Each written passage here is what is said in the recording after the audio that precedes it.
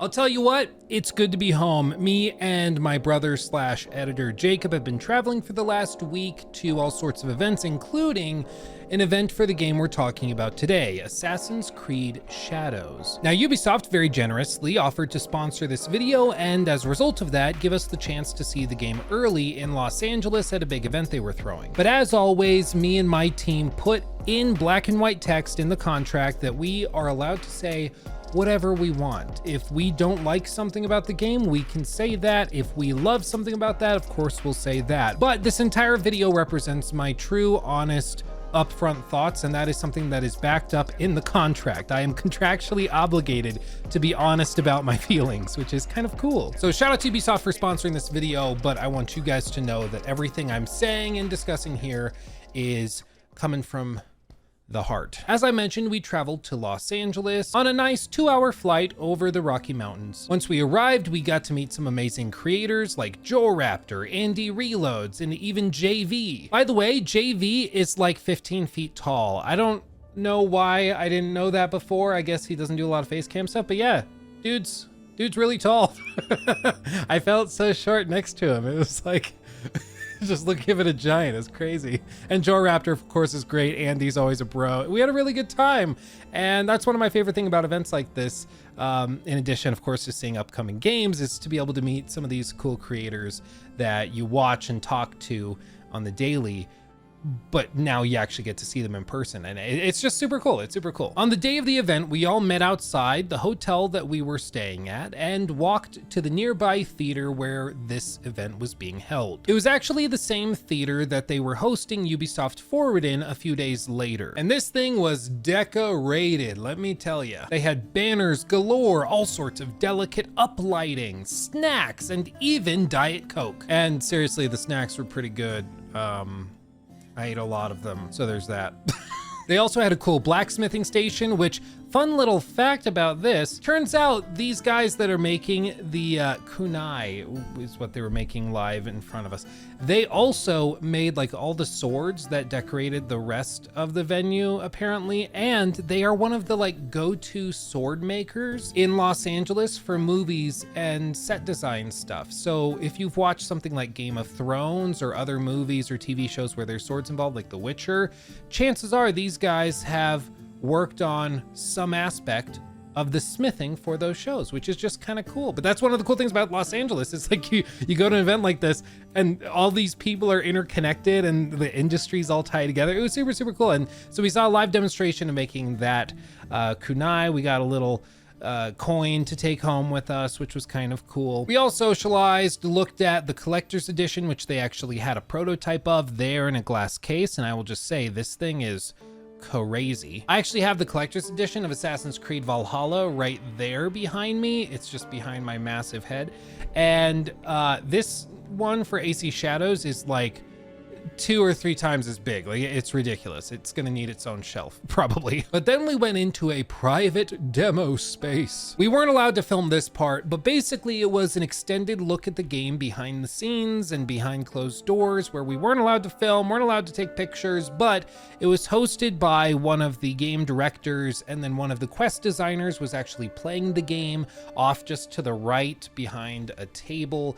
And they actually did a walkthrough of the demo that they would eventually release a small 15-minute snippet of at Ubisoft Forward. So you've seen the broad strokes of what this demo had to offer. We just got to see an extended version of it with a bunch of talk about design decisions and philosophies tossed in between. And so this is where I want to transition into the analytical part of the video, where we look at what this game is actually doing, because it's a lot, and I just want to get all of it here, full deep dive, everything that I know now after seeing that private demo, doing like interviews with people that are working on the game and talking to other creators who also did interviews and got feedback from them. So just pooling all of this information together, trying to give you a definitive deep dive look at what Assassin's Creed Shadows is trying to do. And at the end of it, you might be interested, you might not be, I don't know, but at the very least, you'll understand what this game is about. So let's just get into it. Obviously, the most notable thing about this game that's been discussed a lot online are the dual protagonists. This actually is not new to this studio, Ubisoft Quebec. In fact, one of their previous Assassin's Creed games was a little one by the name of Assassin's Creed Syndicate, which you may remember as having a dual protagonist setup with Jacob and Evie Fry, who also, similar to Yasuke and Naoe, were built on one of them being focused around melee combat and the other being primarily stealth focused. And I actually think that this is a really solid way of doing it. You could, of course, offer male, female options the way that, say, Assassin's Creed Odyssey or Valhalla did, where you just kind of pick which you want to play with, and then the game continues on that way. But offering two protagonists can lead to some interesting situations and dynamics where you can actually have characters swapping in the middle of missions to, you know, take down a target in a collaborative sort of way, with one character making a distraction while the other one sneaks up, and you're kind of swapping between the two. That can be really, really cool. And furthermore, it also allows for you to sort of role play, which is something we'll come back to later when we talk about the RPG systems, in a much more grounded way. Like, if you want to play this Assassin's Creed primarily as a stealth-focused character, Naoe is there for you. It makes sense narratively why she is so good at stealth, and you can pursue assassinations and missions in that way with that skill set. And that skill set, in many cases, is not shared with Yasuke at all. He's not able to use the grappling hook. He's not anywhere near as good at free climbing, if even capable of doing some of the basic maneuvers that Naoe is able to do. So if you want to specialize one way or the other, you can do that. It's just up to you to pick which one you want to play with. And it seems like they're going to great lengths to avoid one of the pitfalls that plagued Assassin's Creed Syndicate, which was by the end of the game, both of the protagonists kind of played the same.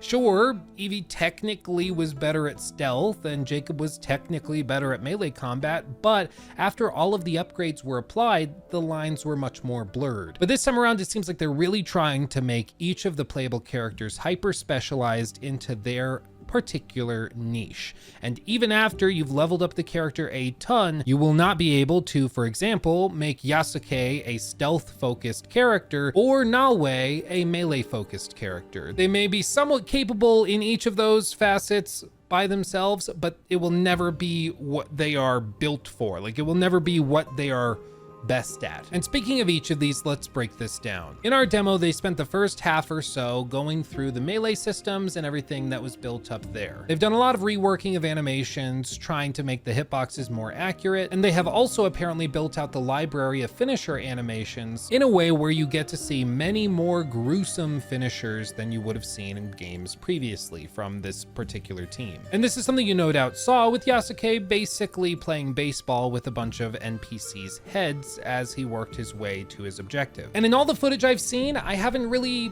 encountered any examples of Naoe having anywhere near as gruesome or gory a finisher. It seems like if you want that, Yasuke is going to be the one for you, but if you are looking for something a little more tame, then Naoe might be the one to choose, because she gets in there, hidden blade, zap, you're dead, moving on, whereas Yasuke just will like send your head into the stratosphere and just walk away and go do it again. Like, it's crazy. As for the melee combat itself, you can certainly see the inspirations that have been taken from games like Ghost of Tsushima and even Assassin's Creed Odyssey itself, which of course was the last game that this team worked on outside of Immortals Phoenix Rising. The combat seems to be heavily focused on parries, distancing, and occasionally using special abilities that you will recognize from Assassin's Creed Odyssey. They also have an armor system which seems to be built in certain ways so that it can be broken using heavy attacks, which will make the target vulnerable to actual damage to their health bar. This is something we'll also see when we discuss Naoe and the stealth system, where the armor has a role to play with samurai, meaning you can't actually do a one-hit assassination on a samurai if they see you coming.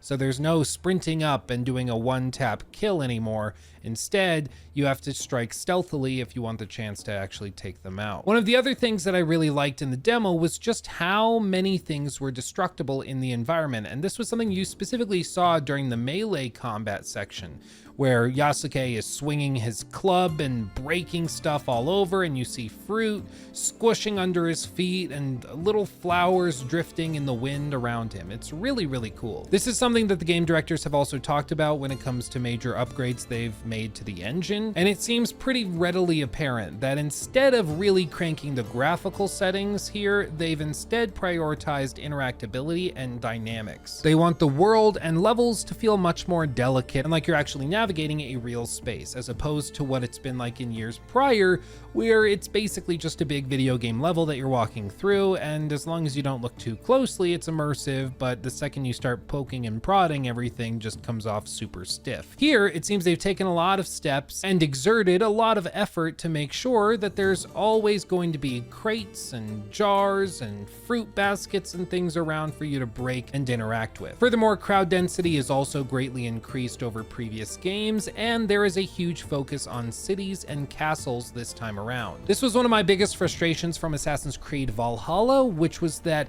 the map was basically just one big flat forest with the occasional village, and that was about it. When one of my favorite things in these games is actually going and exploring big cities that existed in centuries and millennia past that I wouldn't be able to explore in any other way. So we'll see what this looks like when we get the actual game, but until then, I'm just going off of the interviews and discussions during the demos and stuff, where they said that a lot of these assassination missions would be focused on big castles and fortresses and things, and that around the castles would of course be cities that are kind of built up to support the feudal system with the castle at the center of everything. And so I'm excited to see how this plays out, because I'm sure you're gonna get a good variety of like farmland and then denser forests and secrets hidden in there, and then you get other areas which are much more industrial, and then you get the big cities. So it seems like this is going to be, again, much more Odyssey than Valhalla, which I'm all for. Now, one of the cool things that also was included in this little experience was a puzzle box. We actually solved this on stream, and we like experimented with it and dug into it. There's some cool like art and hints and clues, and inside the box there's actually something pertinent to this little discussion here. Now, the lock itself that was sealing the box was actually pretty straightforward to get open. I'm actually a nerd that goes to escape rooms all the time, and so it was similar to one I did at an escape room in Denver for a buddy's bachelor party, because again, we're nerds, so that's what we did on a bachelor party. But once we got that open and we got into the box, there were a series of clues and things to be found and explored. But one of the coolest ones was, if I just show you, it was hidden underneath the foam. So you had to lift that up, and then you could find some more things, specifically a letter that had this cool ink on it that was heat reactive. So if you actually like put your hand on it and rub it till it's warm, you can see it actually changes color. And one of the people in chat had a really cool idea, which was to use a candle and actually use that to heat up the ink to be able to read the message inside.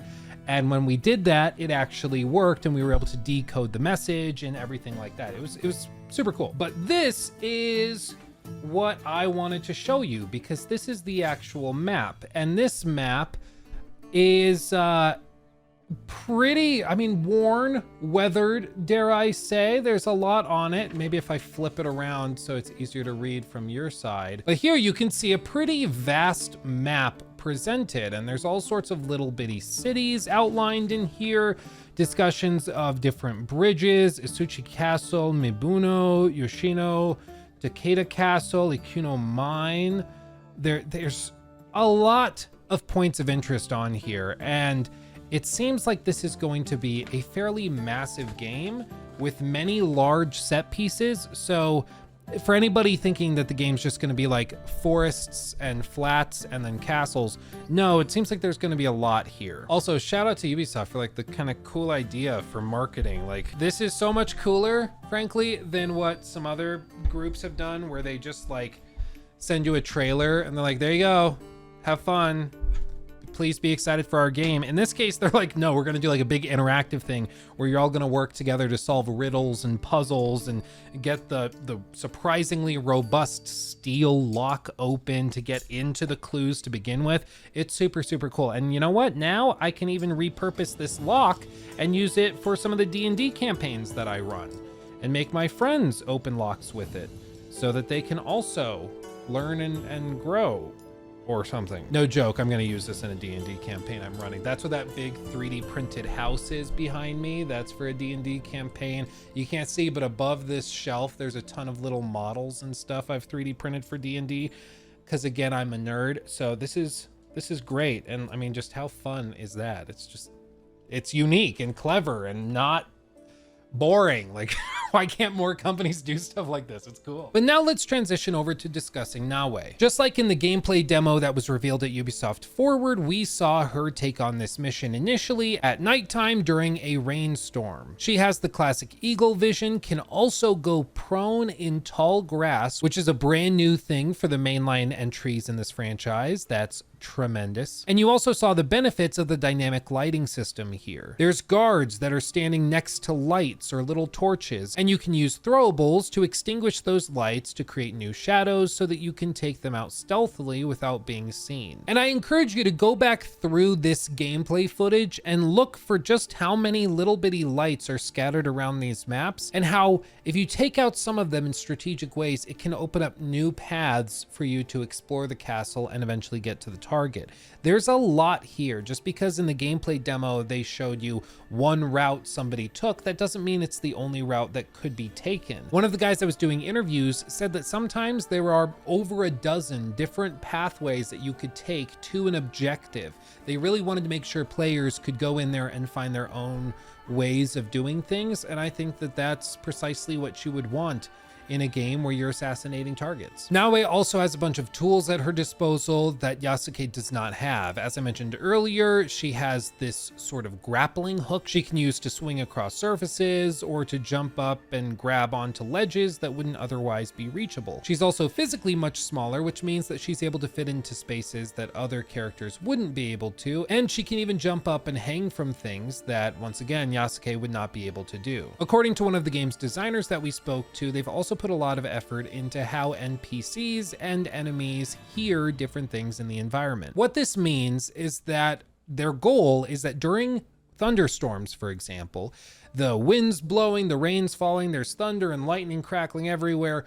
When that's happening, it should be more difficult for the guards to hear you walking behind them or above them on the roof or whatever else, which makes sense because that's how it would actually work. It would be harder to hear something quiet like footsteps if there's all this cacophonous, if that's a word, sound going on around you. And they've spent a lot of time trying to get that right, in the same way they've tried to fine-tune how these NPCs and enemies will detect the player character when, like, say it's nighttime and the torches go out. I did ask and try to get a firm answer on whether or not this was something that scaled with difficulty options. So for example, if you cranked it to the hardest difficulty, like, is sound now much more sensitive? Do you have to be much more careful and cautious to crouch when you're exploring different areas and levels?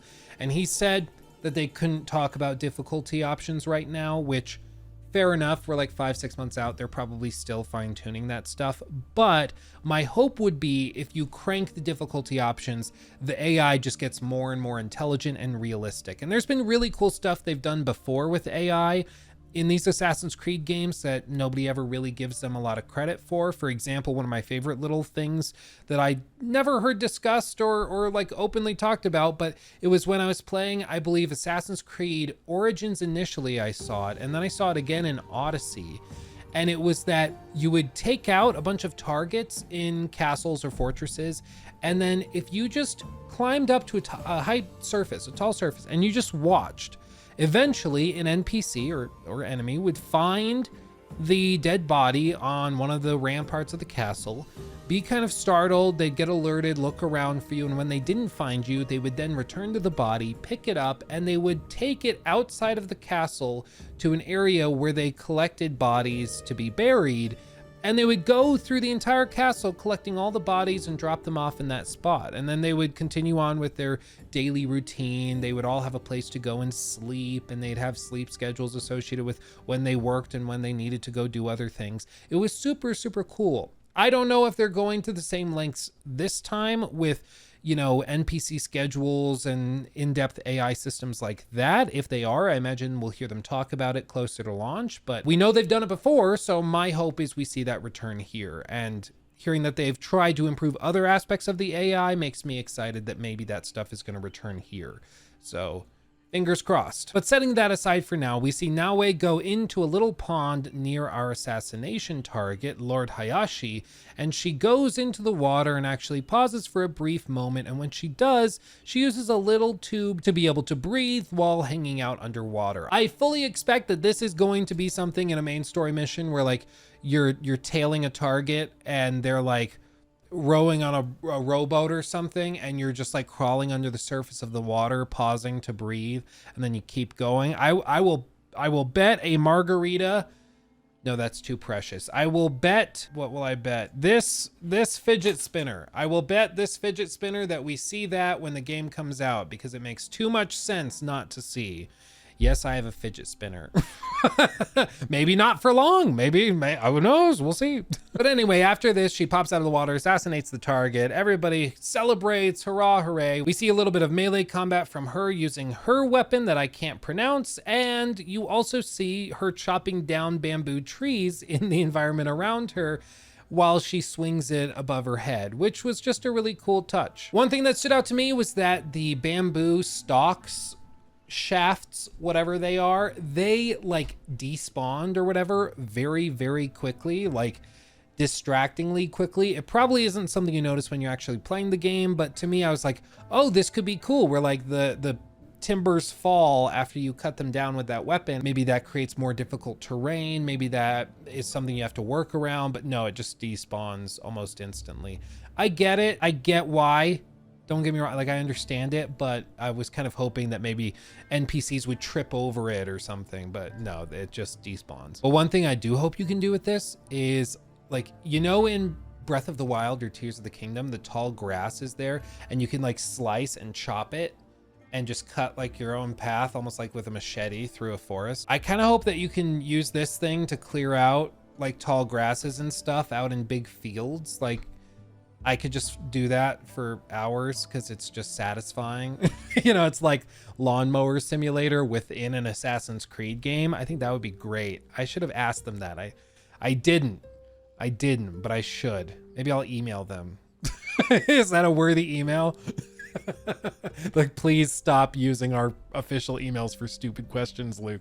I want to know if I can mow lawns with a cool ball and chain weapon thing. After this, she climbs her way out of the castle, jumps in a window, jumps back out the window on the other side, and then escapes, and the mission is complete. When we saw this behind closed doors, we then saw him complete the same mission with Yasuke during the daytime, where he just charged right on through the front gates, attacked everybody he saw, and just brute forced his way to the target. We also heard further discussions about climate and weather and the seasons and stuff like that didn't end up really being discussed at all during Ubisoft Forward, and that's what I want to talk about now, because I think that stuff is probably the most interesting part of Assassin's Creed Shadows, and it's something that really has not been discussed super publicly yet. You see, in Assassin's Creed Shadows, part of the whole premise is that they want the world to feel alive. And so they've built out this whole seasonal system where as you go through different environments, it may turn from summer into fall and then winter and then leading to spring. And each time the season changes, they want that to have not just visual repercussions or effects, but they also want it reflected in gameplay. The example they've given a few times for this has to do with ramparts. So you see this level when it's winter, you see icicles spawn on these little ramparts down here. In the summer or spring or fall or whatever, it's of course not there, but in the winter you get these icicles. And what they said is that they want you to be able to run along those ramparts, and when you're doing that, those icicles can snap, fall, and create noise to alert enemies to your presence, which is just a cool concept that in the summer, you don't really have to worry about running along these top areas because other than sound, there's just nothing to worry about. But in winter, you could be going very, very slowly and stealthily, but now you have to worry about these icicles snapping off and falling down.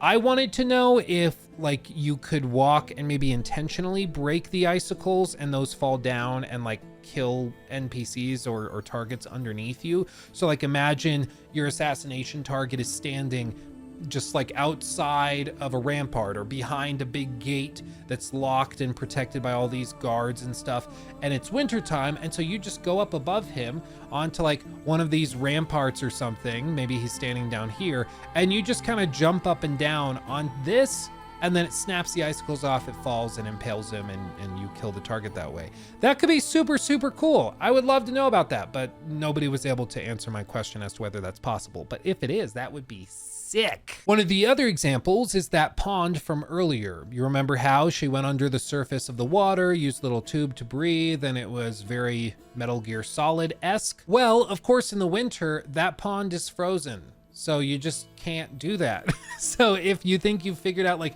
the meta for a certain type of castle or layout of garden with the assassination target in the garden, in some seasons that just won't work because that just won't apply. Other things they've said is like, of course, during the spring, maybe the grasses are super tall as they're growing up, or maybe they start really low in the spring and then in the summer they grow to be very tall where you kind of have to go prone through them. But then in the fall they're extra tall, so now you can crouch to get through those grasses. You don't have to worry so much about going prone. There's all sorts of cool things they could do to keep things dynamic as the seasons change. Now, one thing we don't know at this point is when or how frequently seasons will change. We don't know if it's tied to the main story. Think like Hogwarts Legacy, where you go and at certain story beats in the main story, the season changes. We don't know if that's how it works or if it's actual like 30 in-game days it will cycle forward to another one, kind of like Stardew Valley, where each season is like a month basically.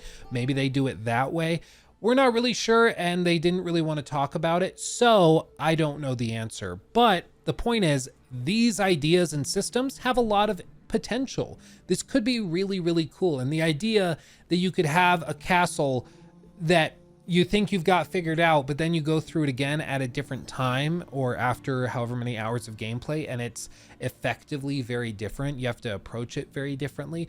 That could be really interesting. I want to know if there's other things, such as when things are snow covered, do these become slippery? Do you have trouble where maybe you can't grapple hook up onto these surfaces as well? Like, are there new environmental hazards that crop up during the summer or fall that weren't there before? All of these things have tons of potential, and there's interesting things you could do with it. So I'm excited to find out more, because right now, really, it's just this main page on the website. You scroll down, you see this, and then there's a couple of interviews they've done discussing the weather systems and the seasonal systems, but we really haven't seen a deep dive into that. And that's something I expect to hear a lot more about as we get closer to launch, because I get a feeling that this is going to be the system that this game is built around. The entire thing is built around the seasonal system.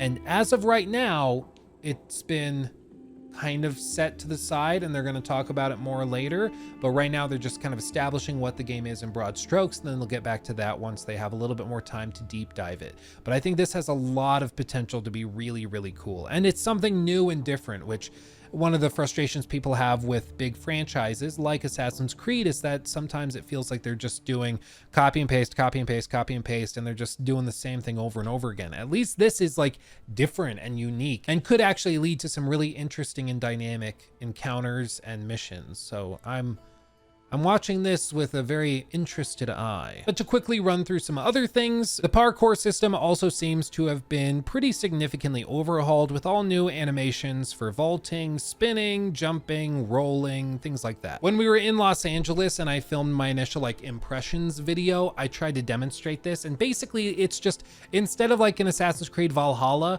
where you know like Ivor goes and like runs up a surface and then runs forward and just jumps down every single time. Now you see characters like kind of rolling over objects and actually like doing somersaults over them, which I'm not gonna try, which just makes it much more fluid. It makes it more interesting visually. It makes more sense because like in Valhalla, sometimes it feels like the player character is just like a bull running at a surface, and it's just like, well, if I run fast enough, I'll just run up it and then over. It's not very graceful, which is something Assassin's Creed parkour used to be. It seems like this time, at least with Naoe, they're trying very hard to get around that and to do something more akin to like Unity in terms of gracefulness. It's probably not going to be as dynamic as that system, but it seems like they are trying to make it at least flashier than we've had in the last few games. And so this is something I'm going to be keeping a close eye on. Of course, nobody that was at this event got hands-on time with the game, which is not unheard of. Of course, we are 5-ish months out from the game's launch in November, so it makes sense that maybe they're just right now focusing on giving like Star Wars Outlaws time to shine, and then they'll give Assassin's Creed time to shine later. But you better believe when I get my hands on this game, I'm going to be really poking and prodding the parkour system, because I'm hoping that they've done a lot of work to make it a little bit more fluid and flashy, especially just because like we're going to be running and exploring castles in feudal Japan. Like these things are beautiful and epic and have very interesting dynamics when it comes to exploring and free climbing around. It's one of the reasons people have wanted to go to this setting for so long. So I hope they've made some improvements. We can see some, but as with many things, it just depends on how it actually plays. So we'll find that out soon enough, I'm sure. And the last thing I want to discuss is just a simple question, which is, what is this game? You know, Assassin's Creed used to be a franchise that was about these kind of linear stealth missions, and then they introduced some bigger open worlds, and then they introduced some more open world dynamic stuff with like AC3, and you know, AC2, for example, had played around with some larger open areas, but it wasn't like open world or anything. It was